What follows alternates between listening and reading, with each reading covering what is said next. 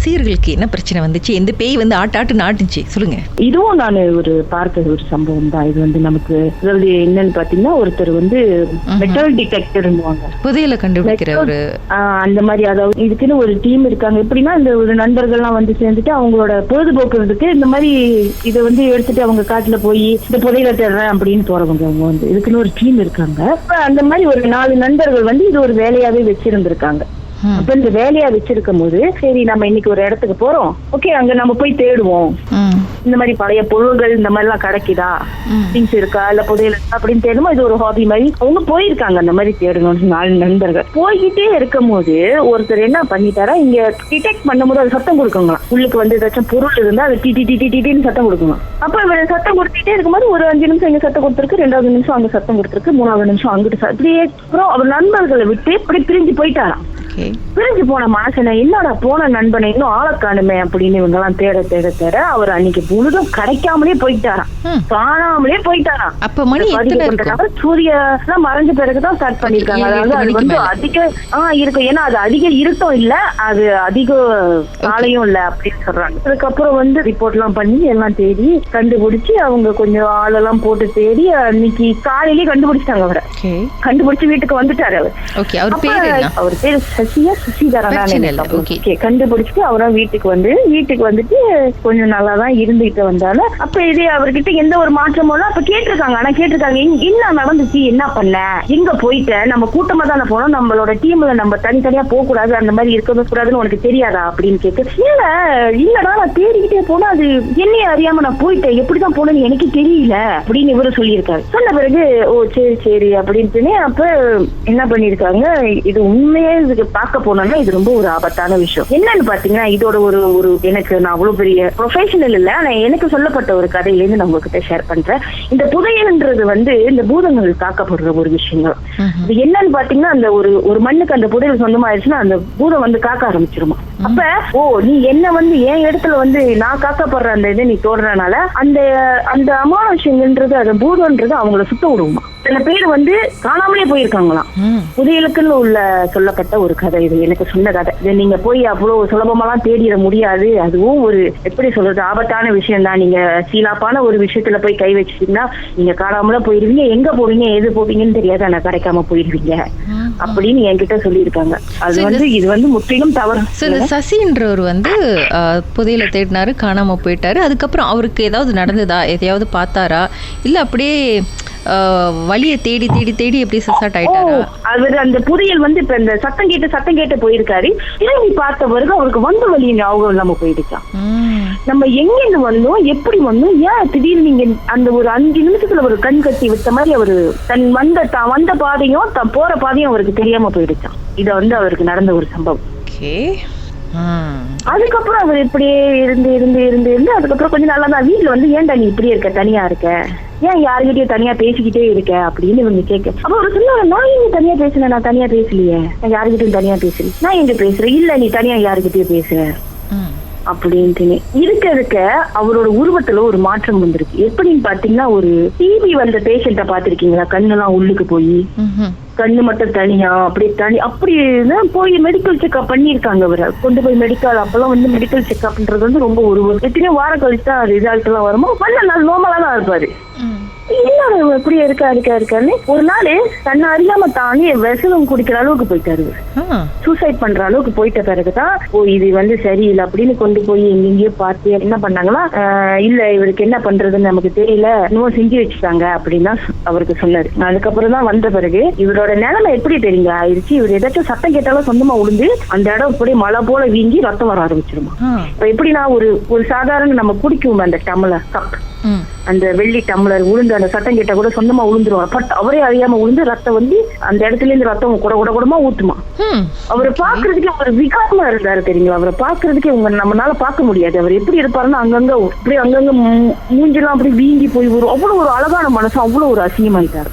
அவர் பார்க்கும் போது அவரோட பழைய பிக்சரை காமிக்கும் போது நமக்கே வியப்பா இருந்துச்சு, இந்த மனுஷன் அப்படி இருக்காரு அப்படின்னு. இந்த கேஸ்ல என்ன ஒரு விஷயம்னா, அதாவது அந்த கன்னிகள் அப்படின்றது வந்து நம்ம மலாயில நான் சொல்றதுன்னா புனியான் orang bunian அப்படின்றது வந்து அவங்க வந்து தேவலோகத்தின் தேவதைகள்னு சொல்லுவாங்க. அவங்களோட இது எப்படின்னு பாத்தீங்கன்னா, அவங்களுக்கு ஒரு ஆண் மேல விருப்பப்பட்டா அவங்க உலகத்துக்கே எடுத்துட்டு போயிடுவாங்களாம்.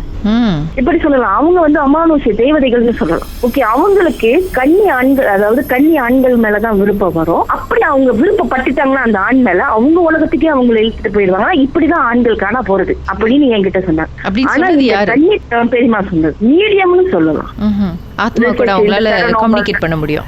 போய் படிச்சுட்டு வந்து இந்த ரிசர்ச் பண்ணவங்கன்னு சொல்லலாம். அவங்க இந்த சசியை அவங்கனால பெரியமா கிட்ட கூட்டிட்டு வந்தாங்க. திருமதி சுமதி, அப்படி லைன்ல இருங்க. பாட்டுக்கு பிறகு திரு சசிக்கு என்னதான் நடந்தது, அவரை காப்பாற்ற முடிஞ்சதா, அதுக்கப்புறம் என்னென்ன ஆச்சுன்னு பேசலாம்.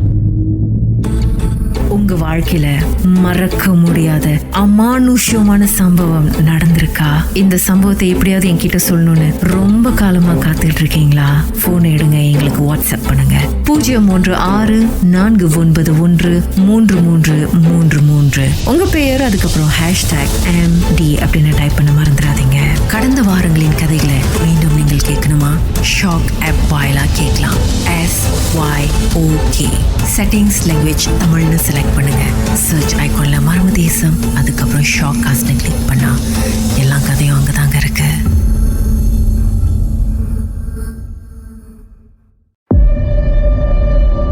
உச்சக்கட்ட அமானுஷ்ய திகில் சம்பவம். திருமதி சுமதியோடைய பெரியம்மா ஆத்மாக்களுடன் கம்யூனிகேட், உரையாட முடியும். அவங்க ஒரு மீடியமாக இருந்து பல பேருக்கு உதவி செஞ்சுருக்கிறாங்க. திருமதி சுமதி வந்து அவங்க பெரியம்மாவுக்கு அசிஸ்டனாக இருந்து பல சம்பவங்களை நேரில் பார்த்துருக்காங்க. அதில் ஒரு சம்பவத்தை நம்மோட பகிர்ந்துக்க போகிறாங்க. சொல்லுங்கள் திருமதி சுமதி, நடந்தது என்ன?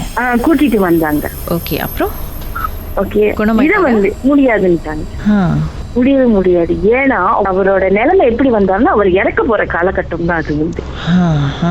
இந்த விஷயம் நடந்து 5 வருஷத்துக்கு மேல ஆயிடுச்சு. இவருக்கு ஒரு எத்தனையோ வருஷம் கழிச்சுதான் அவருக்கு இப்படி ஒரு பிரச்சனை இவருக்கு இப்படியா இருந்திருக்கு. அதுக்கு முன்னாடி நோமலா தான் இருந்திருக்காரு. ஆனா அவருக்கு இந்த மாதிரி பாதிக்கப்பட்ட பிறகு கேர்ள் ஃப்ரெண்ட் பிரிஞ்சு போயிருச்சு அப்படின்னு சொன்னாங்க. அது என்ன, அது வந்து இயல்பான ஒரு விஷயம்னா அவங்களும் விட்டுட்டாங்களாம். அதுக்கப்புறம் அவங்களுக்கு தெரியல. அவர் புதையல் தேட போய் காணாம போனார்ல, அதுக்கப்புறம் நடந்த ஒரு விஷயம் அது. என்னதான் ஆக்சுவலி உண்மையிலேயே நடந்திருக்கு? அந்த பொந்தியானா அவரை தொடர்ந்து வந்துருச்சா? பொந்தியானாவோட நோக்கம் என்ன? அந்த கண்ணி ஆண் மேல உள்ள அந்த மோகம் தண்ணியே அவங்க இழுத்துக்கிட்டு போயிருவாங்க. அந்த ஆணியை அவங்கள கொஞ்சம் கொஞ்சமா சாவடிச்சு இடத்துக்கு கூட்டிட்டு போயிருவாங்க.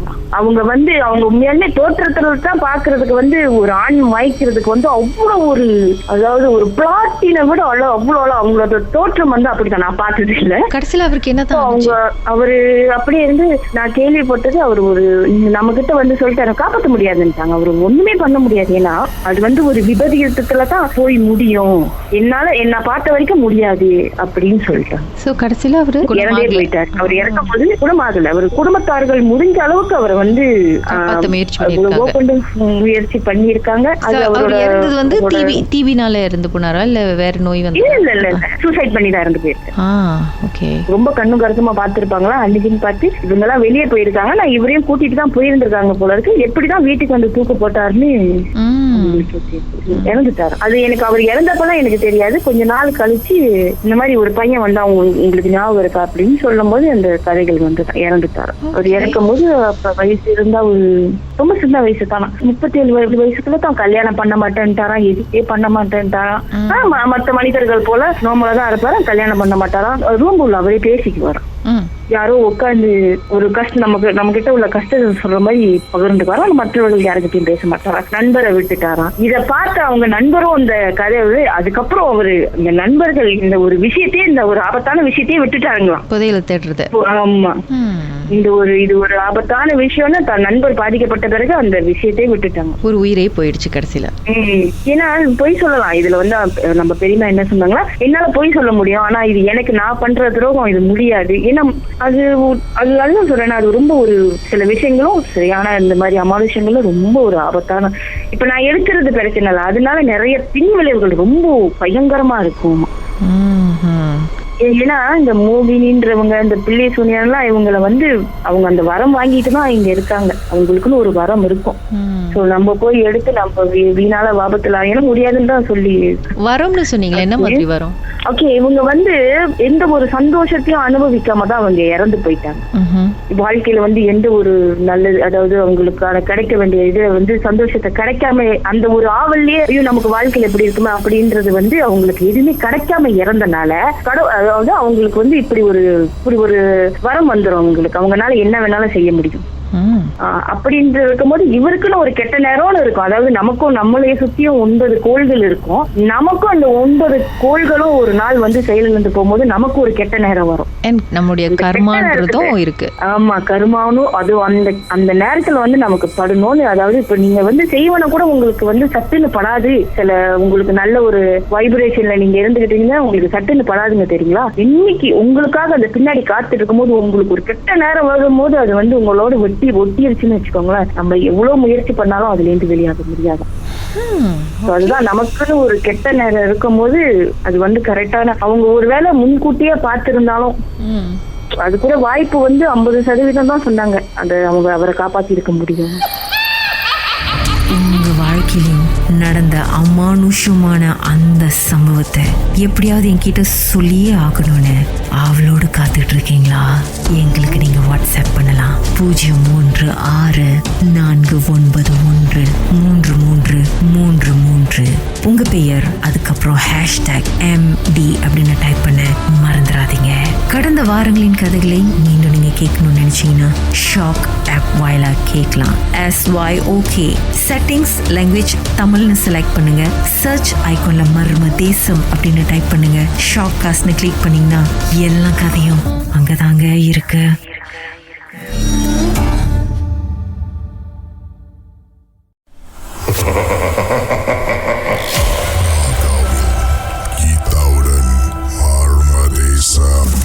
என்னதான் ஆச்சு திரு தியாகு?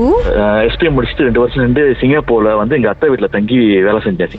6 மாசம் ஆன பிறகு சொல்லிட்டு அந்த வீட்டுல தங்க வேணாம், அவங்க அத்தைக்கெல்லாம் டிஸ்டர்ப் பண்ண வேணாம், ஏன்னா அவங்க வீட்டுல அவங்க மகள்லாம் நிறைய இருந்தாங்கனால ஒரு வீடு சேவா எடுத்து தனியா தங்கலாம்னு சொல்லிட்டு அம்மா அப்பா கிட்ட சொன்னேன். இது மாதிரி தனியா போக போறோமா, இந்த மாதிரி அவ ஓகே சரி நீ பாக்குறனா வீடு பாக்குறியா அப்படின்னாங்க. நான் பார்த்தேன், சென்னையில ஒரு வீடு கிடைச்சிச்சு. அப்புறம் கடைக்காரு அந்த வீட்டுல எழுதி போட்டோன்னே அந்த கடைக்காரருக்கு அடிச்சு கேட்டோன்னே இந்த மாதிரி வாயா கடையில தான் இருக்கேன் வந்து வீடு பார்த்து எடுத்துக்கேன்னு சொன்னாரு. போன டிபாசிட் வந்து சேவை காசு 300 தான் சொன்னாரு. ஏன்னா இவ்வளவு சீப்பா இருக்கு, அந்த வீடு ரூம் எடுத்தாலே 200-300 சொல்லுவாங்க, நீங்க என்ன வீடு 300 தான் சொல்றீங்கன்னா இல்லையா பரல எடுத்துக்கியா ரொம்ப நாள் அப்படியே கிடக்குது அப்படின்னு சொன்னேன். சேவை கொண்டு நானும் சரி கிடைச்சிருச்சு சொல்லிட்டு சேவா காசு கட்டிட்டு எடுத்துக்கிட்டேன். வீட்டை அடிச்சுட்டு அம்மா அப்பா போன் அடிச்சு, அம்மா இந்த மாதிரி வீடு கிடைச்சிருச்சுமா, நீங்க கிளம்பி வாங்க வீடெல்லாம் கழுவிட்டு நம்ம தங்கிக்கலாம், வீட்டுல தங்குறமா அப்படின்னோடனே சரி வந்துட்டாங்க. அம்மா அப்பா தங்கச்சி வந்துட்டாங்க. வந்தோடனே அன்னைக்கு வந்து வீடுலாம் பார்த்துட்டு கழுவிட்டு வீடுலாம் சுத்தம் பண்ணிட்டு எல்லாம் வந்து பக்கத்து வீட்டுக்காரங்க வந்து பேசினாங்க. ரொம்ப நாள் இந்த வீட்டுல யாரும் தங்குனது இல்ல, 1 மாசம் தான் இருப்பாங்க, அதோட சொல்லாமலாம் போயிருவாங்க, நீங்க வந்திருக்கீங்க ரொம்ப நாள் வீடு பூட்டியே கிடந்துச்சுன்னு. அப்ப கூட சொல்லல என்ன அந்த வீட்டுல நடந்துச்சுன்னு சொல்லவே இல்லை என்கிட்ட, என் அம்மாட்டையும் சொல்லல. சரி அன்னைக்கு நைட் எல்லாம் சுத்தம் பண்ணிட்டு அம்மா ஜாமான்லாம் வாங்கி கொடுத்துட்டு ரைஸ் குக்கரு சாப்பாடுறதுக்கு கொஞ்சம் அப்படியே நான் ஒண்டி தான் அந்த வீட்டுல தங்குறேன். ஜாமான்லாம் வாங்கி கொடுத்துட்டு சரி அப்புறம் அன்னைக்கு நைட் தங்கிட்டோம், அம்மா அப்பா எல்லாம் தங்கிட்டோம். மறுநாள் சரி ஐயா நீ தங்குயா நான் கிளம்புறோம் சொல்லிட்டு அவங்க சிரமனுக்கு வந்துட்டாங்க ஸ்பங்க்கு. அந்த வீட்டுல அப்புறம் நான் நைட் தங்கணுமே சொல்லிட்டு நான் ஃப்ரெண்ட்ஸ் எல்லாம் போன் அடிச்சு நான் ஒண்டி தான் தங்குறேன், இன்னைக்கு 2-3 நாள் தங்குங்க என் கூட சொல்லிட்டு 2-3 நாள் தங்க விட்டாங்க. வந்து என் கூட தங்கினாங்க. அன்னைக்கு 2-3 நாள் தங்கிட்டு சரி எனக்கும் காலைல 4:30 மணிக்கு கிளம்பி போகணும், எனக்கு தான் வேலை கஷ்டமா இருக்கு, நான் இங்க வீட்டுக்கு போக போறோம் நீ தங்குறியான்னு சொல்லிட்டு நான் தங்கின வீட்டுல 1 வாரம் 2-3 நாள் அப்படியே நார்மலா போயிட்டு இருந்துச்சு. அப்புறம் பார்த்தா நான் சாப்பிட்டு வச்ச பானையெல்லாம் கழுவுற சத்தம் கேட்கும், அப்புறம் துணி துவைக்கிற சத்தம் கேட்கும். என்னடா சத்தம் இப்படிலாம் கேட்குதுன்னு பட்டு பார்த்தா, ஏன்னா வீட்டுல ரூம்ல சாமி விளக்கெல்லாம் கொடுத்துனா அந்த செழிப்பே இல்லாம இருண்டு அடைஞ்ச மாதிரியே இருக்கும் அது வீட்டுல. நானும் வேலை விட்டு காலைல 4:30 மணிக்கு போனேன்னா நைட்டு 10-9 மணிக்கு தான் அங்க பஸ் ஏறி வரணும், திருப்பி குளிச்சுட்டு இருந்தேன், அதனால கருதல இப்படியே டிஸ்டர்ப் பண்ணிக்கிட்டே இருக்கும். காலையில பார்த்தா உருவம் அந்த துணி தைக்கிற சத்தமா இருக்குங்களா, பார்த்தா காலையில பார்த்தா நார்மலா இருக்கும், ஒண்ணுமே இருக்காது. நான் எப்போதும் வச்ச மாதிரியே தான் இருக்கும். அப்படியே போக போக தான் தெரிஞ்சுச்சு அந்த இடத்துல ஒருத்தவங்க வந்து அந்த வீட்டு மாங்காய் மரத்துல இருந்து அந்த வீட்டுக்கு வந்து தங்குறவங்க வந்து ஒரு பெண்ணு மாசமா வந்து இறந்துட்டாங்க. ஒரு பெண் அந்த வீட்டுல இருந்த ஒரு பெண் வந்து கர்ப்பிணி பெண் வந்து இறந்துட்டாங்க. இறந்துருக்காங்க. ஆனா அவங்க வந்து அதே வரிசையில கீழே வீட்டுல வந்து ஹஸ்பண்ட் வந்து என்ன இறந்துட்டாங்களாம். அப்ப அந்த வீடு கோச வீடுனால இந்த வீட்டுக்கு வந்துட்டாங்க. அந்த ஹஸ்பண்டும் இறந்துட்டாரு. ஆனா இறந்தது வேற வீட்டுல. இந்த வீடு கோச வீடுனால அவங்க வந்து தங்கிட்டாங்க இந்த வீட்லயே. எப்படி இறந்து போனாங்க? அவங்க ஃபேமிலிக்குள்ள பிரச்சனை அப்படி சொல்லி இறந்துட்டாங்க. குடும்ப பண்ணி இறந்துட்டாங்களா அப்படின்னு சொல்றாங்க, என்னன்னு தெரியலனா. அப்ப அந்த வீட்டுல இருக்கும்போது ரொம்ப டிஸ்டர்ப் ஆச்சு. காலைல 4:30 மணிக்கு 5 மணிக்கு காலை அடி பார்த்து சுரண்டி வேலைக்கு மணி ஆச்சு அப்படி சொல்லிட்டு எழுப்பி விடும் காலையில.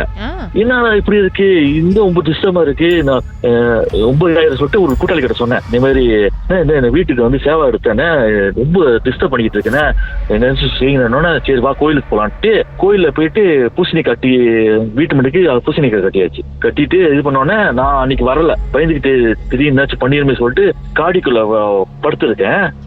அன்னைக்கு நைட்டு பாக்குறேன் அந்த வீட்டுக்குள்ள போக முடியாம அந்த கேட்டை போட்டு அட்டிக்குது போட்டு. ஐயோ இது சரியா வர சொல்லிட்டு காடி எடுத்து கூட்டாளி சத்தம் மட்டும் தான் கேட்டுச்சா இல்ல ஏதாவது உருவம் தெரிஞ்சதா? அந்த கேட்ட ஆட்டுற சத்தம் கேக்குது. எனக்கு காடிக்குள்ள படுத்திருக்கேன், விட்டிக்கால ஆட்டுது அந்த கேட்ட. நான் காடிக்குள்ள இருந்து பாக்குறேன், லைஃபா பாக்குறேன். ஐயோ இது மாதிரி இருக்கக்கூடாது சொல்லிட்டு நான் கூட்டாளி வீட்டுக்கு போயிட்டு வேலைக்கு போயிட்டேன். வந்து சிங்கப்பூர்ல அங்க இருக்கும் போது எனக்கு இந்த வீடு திறந்து விடு, நான் போகணும், நான் தங்கிட்டு இருக்கேன் ரொம்ப காலமா, எனக்கு திறந்து விடுன்னு சொல்லுது. எங்க நீங்க சிங்கப்பூர்ல எப்படி வந்து? நான் சிங்கப்பூர்ல தங்கிட்டேன். சிங்கப்பூர்ல எனக்கு அங்க வந்து எழுப்புது, வந்து சொல்லுது என் வீட்டை திறந்து விடு, நான் போனேன் என் வீட்டுக்கு அப்படின்னு சத்தம் கேக்குது. நான் என் காதுல வந்து சொல்றாங்க, அது என் வீட்டை திறந்து விடு, என் வீடை திறந்து விடு, வீடை திறந்து விடுன்னு. சரி சொல்லிட்டு மறுநாள் வந்துட்டு பகலே வந்துட்டு வீடை திறந்து விட்டு இதே வேணாம் சொல்லிட்டு அவர்கிட்ட நீங்க டிபாசிட் எல்லாம் தரல வச்சிங்கன்னா நான் பழைய கம்பம் பண்ண போறேன்னு வேணாம் சொல்லிட்டு அவர் வீட்டை அப்படியே போட்டு விடியான். துணிக்கணும் கிளம்பி ஓடிட்டீங்க. ஏன்னா அவங்க விடிக்கால 4 மணிக்கெல்லாம் வேலைக்கு டைம் போறது அடிப்பா சுரண்ட ஆரம்பிச்சிட்டாங்க. வீட்டுல உள்ளவங்க மாதிரி வாழ ஆரம்பிச்சிட்டாங்க என் கூட. அப்ப வேணாம் சொல்லாம அம்மா அப்பாவுக்கு போன் அடிச்சுட்டு, அம்மா எனக்கு இந்த வீடு வேணாமா, ரொம்ப டிஸ்டர்பா இருக்குமா, பூசணிக்கெல்லாம் கழட்டி வீசிட்டு அப்புறம் கடை பல டிபாசிட் எல்லாம் நீங்க வச்சீங்கன்னு சொல்லிட்டு இது வரைக்கும் அந்த வீட்டுல யாரும் சேவா போல. நீங்க அந்த உருவத்தை பாத்திருக்கீங்களா கண்ணால? பாத்திருக்கேன். ஒரு லேடி அந்த புதைக்கிறப்ப அந்த சாரி எல்லாம் கட்டி புதைப்பாங்களே, அந்த மேக்கப் எல்லாம் பண்ணி அந்த இது அவங்க எப்படி மாசமா இருந்தாங்க அதே மாதிரி தான் இருந்தாங்க. எப்படி அவங்கள போச்சாங்களோ அதே மாதிரி தான் அப்படியே இருந்தாங்க. வேற எதுவும் உருவம் இல்ல. ஆனா மாசமாவே தான் இருக்காங்க. எத்தனை 10 வருஷம் 20 வருஷமா அப்படியே மாசமாவே தான் இருக்காங்க போல. சோ நீங்க பாக்கும் போதெல்லாம் அவங்க என்ன பண்ணிட்டு இருப்பாங்க? சத்தம் கேட்கும் வீட்டுல. மாங்காய் மரத்துக்கும் அந்த வீட்டுக்குள்ள தான் நுழையிறத பாத்திருக்கேன். வீட்டுக்கு தூங்கிட்டு இருக்கும் போது பானையை விட்டுறது, அடிக்கிறது, துணி துவைக்கிறது, அந்த மாதிரி காலையில வந்து எழுப்புறது மாதிரி இருந்துச்சு. அந்த மாதிரி டிஸ்டர்ப் பண்ணிக்கிட்டே தான் இருந்தது. ரொம்ப மிஸ் பண்றீங்க. ஐயோ சாமி வேணாம், எனக்கு வேணாம். மிஸ் பண்ணா சொல்லுங்க சார், அனுப்பிடலாம் வீட்டுக்கு. வந்து உங்களுக்கு துணி எல்லாம் துவைச்சு கொடுப்பாங்களே. உங்க வாழ்க்கையிலும் நடந்த அமானுஷமான அந்த சம்பவத்தை எப்படியாவது என்கிட்ட சொல்லியே ஆகணும்னு அவளோடு காத்துட்டு இருக்கீங்களா? எங்களுக்கு நீங்க வாட்ஸ்அப் பண்ணலாம் 036913333. உங்க பெயர் அதுக்கப்புறம் #MD அப்படின்னு டைப் பண்ண மறந்துடாதீங்க. கடந்த வாரங்களின் கதைகளை மீண்டும் நீங்க கேட்கணும்னு நினைச்சீங்கன்னா ஷாக் ஆப் வாயிலா கேட்கலாம். SYOK செட்டிங்ஸ் லாங்குவேஜ் தமிழ்னு செலக்ட் பண்ணுங்க. சர்ச் ஐகான்ல மர்ம தேசம் அப்படின்னு டைப் பண்ணுங்க. ஷாக் காஸ்ட்னு கிளிக் பண்ணீங்கன்னா எல்லா கதையும் அங்கதாங்க இருக்கு.